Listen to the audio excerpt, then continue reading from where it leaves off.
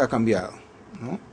Si la persona es diagnosticada de manera oportuna y recibe un tratamiento adecuado y éste lo cumple de manera también correcta, tenemos que la persona puede tener la infección por muchos años, ¿no? Y probablemente a lo mejor ni siquiera le afecte la expectativa de vida que si no hubiera tenido la infección. Este concepto es importante para enfrentar todos los conceptos de salud pública, abordaje individual y comunitario en relación a la infección VIH en nuestro país. Como verán en este gráfico, como en la era pretarga, que viene a ser la línea celeste, ¿no? La sobrevida era muy pobre, por lo tanto rápidamente fallecían los pacientes luego de tener la infección. Conforme se adquiere experiencia en el tratamiento con terapia antirretroviral, esta sobrevida mejora y se va acercando a la de personas con la misma edad y que no tienen la infección. A esta altura, en el cual ya hay más experiencia en el tratamiento, bueno, esta está bastante próxima a la que tuviera una persona sin infección por VIH. De cualquier manera, la infección por VIH-Sida está distribuida universalmente. Sigue siendo un problema de salud pública y en algunos países es mucho más intenso que en otros. Como todas las enfermedades infecciosas, hay factores predisponentes, factores causales, que hacen que se distribuya no uniformemente. Y lo podemos ver así en el gráfico que vemos a nivel mundial, pero también se podrá apreciar al interior de un país algunas áreas o inclusive al interior de algunas ciudades.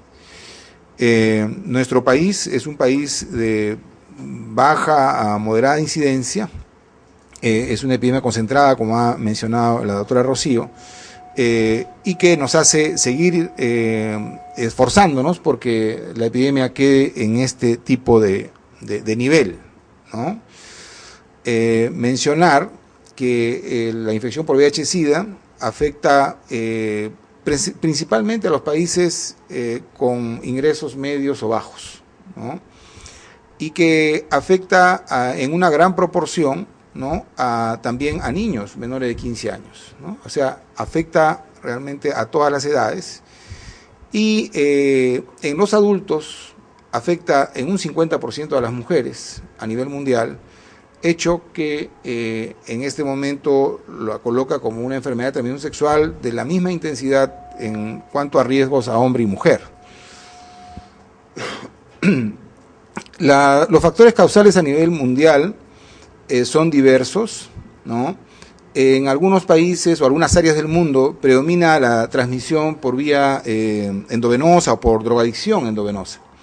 En América Latina y preferentemente en la región andina, la transmisión por vía endovenosa es bien baja, ¿no? En relación a otros lugares. Pero lo que sí llama la atención es la transmisión a través de hombres que tienen sexo con otros hombres en la región de América Latina. Hay diferentes prevalencias, como mencionamos, aún dentro de nuestra región de las Américas, incluyendo el Caribe. Vemos que diferentes países tienen diferentes magnitudes de intensidad de la epidemia. Nuestro país está en un nivel intermedio, como vemos en esta distribución, y en algunos países la situación es mucho más acentuada, preferentemente en la región del Caribe, ¿no? Y la que destaca por su mayor prevalencia es nuestro amigo país de Haití. En nuestro país, mencionó la doctora Rocío que el primer caso fue en el año 1983 y luego han ido incrementando los casos de manera progresiva y luego tenemos casi hace unos 15 años como una discreta meseta, ¿no? De cualquier manera, también vemos que en cuanto a los casos de SIDA, sin embargo, el número de casos de infección por VIH sigue incrementándose, y esto es producto que ahora disponemos de mayor medios para diagnosticar la infección mucho más temprano y evitar que lleguen a estadios de SIDA. La incidencia, hemos visto que en la actualidad se acerca mucho entre hombre y mujer, ¿no? Y vemos que por cada 3 hombres hay una mujer afectada. El hombre es más afectado, ¿no? Como lo hemos mencionado. Sin embargo, los grupos etarios más afectados están entre los 20 y 40 años, ¿no? Es una edad de trabajo, una edad activa, una edad de esperanzas, de formación de familia. Por lo tanto, es una edad muy importante para toda la sociedad a la cual representan. Es siendo mucho más intenso entre los 25 y 35 años de edad. Ahora, la mujer, ¿no? Uno pudiera pensar que el hecho de ser casada y ser monógama es un factor de protección, ¿no? De alguna manera podría serlo en relación a que si no lo es, pero no es ninguna seguridad, ¿no? Vemos que en nuestro Instituto Nacional Materno Perinatal, en el año 2003, cuando se encuentra que el 90% de embarazadas VIH positivas, ¿no? Que habían tenido ellas habían tenido solo una pareja en toda su vida, ¿no?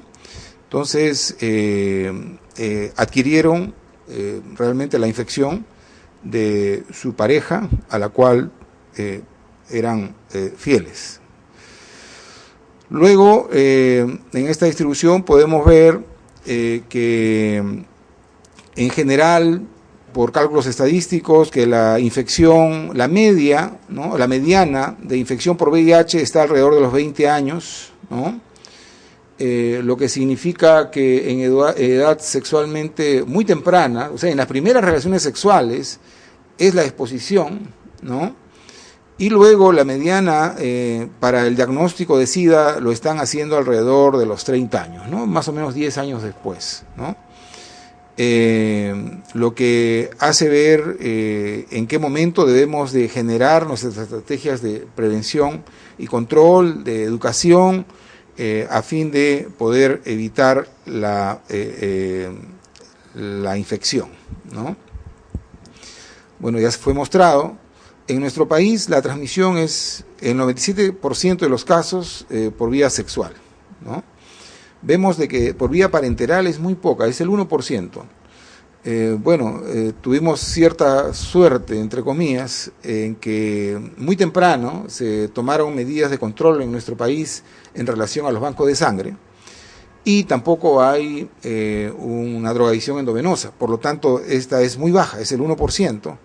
La vertical también es relativamente baja, es un 2%. En este momento a nivel nacional disponemos de profilaxis para la gestante, ¿no?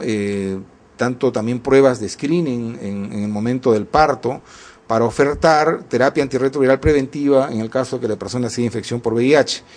Aún así, hay áreas poco alejadas donde puede faltar los insumos y no hacerse el diagnóstico y tener transmisión. Pero esto es el dato bruto, ¿no? Progresivamente esta transmisión vertical cada vez es menor. El preservativo, ¿no? Que debiera de ser una medida excelente de prevención, ¿no? Aparentemente parece no funcionar, por lo menos en nuestro país, de acuerdo a estudios realizados a nivel mundial. Y luego ver esta sensación inicial de la heterosexualidad, que probablemente nos ponía en una situación de protección. No es tanto, ¿no? Las mujeres, el 91% son heterosexuales y varones el 47%, ¿no? Esto en nuestro país. Sin embargo, si vemos el comportamiento de los hombres, de tener sexo con otros hombres, sí es bastante importante, ¿no? El 28% son homosexuales y el 22% bisexuales. O sea, en general un 50% de los hombres que han adquirido la infección por VIH en nuestro país han tenido una conducta sexual. Bueno, continuando, en el gráfico podemos mostrar que las curvas de la heterosexualidad se han incrementado ¿no? Así vemos que en los últimos años los casos nuevos de infección son a expensas de varones heterosexuales y, en segundo lugar, de mujeres heterosexuales, ¿no? Estas curvas que en un inicio eran las que menos o las más bajas, ahora han pasado a dominar el panorama epidemiológico de transmisión de nuestro país. Siguiente. Bueno, esto es también, no solo en nuestro país, está ocurriendo en todas partes del mundo. Vemos este gráfico de Estados Unidos, donde también la línea rosada, que el contacto heterosexual cada vez se incrementa más, aunque en Estados Unidos aún los hombres que tienen sexo con otros hombres es una curva que representa el mayor porcentaje de casos aún en estos días. Aquí mostramos las prevalencias de infección por VIH según conducta de riesgo, ¿no? Y procedencia. Por decir, diversos estudios se han realizado en nuestro país y los datos que mostramos son los extremos de esos estudios. En hombres que tienen sexo con hombres se han hecho diferentes estudios y en algunos casos han llegado a cifras tan altas como que el 18% de esos hombres que tienen sexo con hombres son portadores del virus, ¿no? Y muchos de ellos que ejercen un trabajo sexual activo, ¿no? Casi 20%, es decir, 1 de cada 5, ¿no? Las trabajadoras sexuales es mucho menor, ¿no? De 0.6 a 1.6%. Bueno, siempre hubo un mayor control en trabajadoras sexuales desde muy temprano en la epidemia, ¿no? Los programas han llegado mucho mejor a ese nivel. Las personas privadas de libertad en 1%, los pocos estudios que se han hecho. En la población general, estamos entre un 0.2 a 0.6% de la población, ¿no? En las clínicas de ITS, el 7% de las personas que acuden tienen VIH, y de los casos de TB diagnosticados, cuando se les hace una prueba de VIH, en manera general en nuestro país está entre el 2.2 y el 3.2. Sin embargo, hay áreas donde hay mucha más tuberculosis, mucha más incidencia de ella, y este porcentaje es mayor, ¿no? Nosotros trabajamos en el Hospital 2 de Mayo y en los alrededores de nuestro hospital esta cifra llega hasta el 6 a 7% de los casos con TB tienen infección con VIH. Fue mostrado también que la distribución no es uniforme en nuestro país y es mucho mayor en la ciudad de Lima, ¿no? Dicho de paso, Lima también representa un gran porcentaje de la población nacional, y Callao, la ciudad vecina, ¿no? Y entre ambas afectan al 70% de todos los casos de SIDA de nuestro país y el resto en otras áreas, ¿no? Se mencionó, ¿no?, que es una infección que afecta considerablemente a la salud tanto física como psicológica, social del individuo, ¿no? La persona deja de trabajar cuando comienza a evolucionar su enfermedad y no es atendida.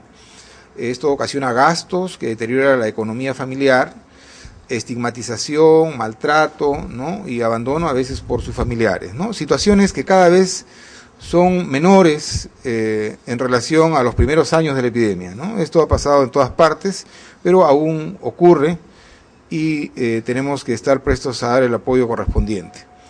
Bueno, este es el agente que todos lo conocemos, su estructura, ¿no?, mostrada gráficamente, ¿no? Y que, bueno, este virus ingresa al linfocito y genera en él una fábrica de virus, ¿no?, cuando ingresa, y salen muchos virus para ingresar a otros linfocitos.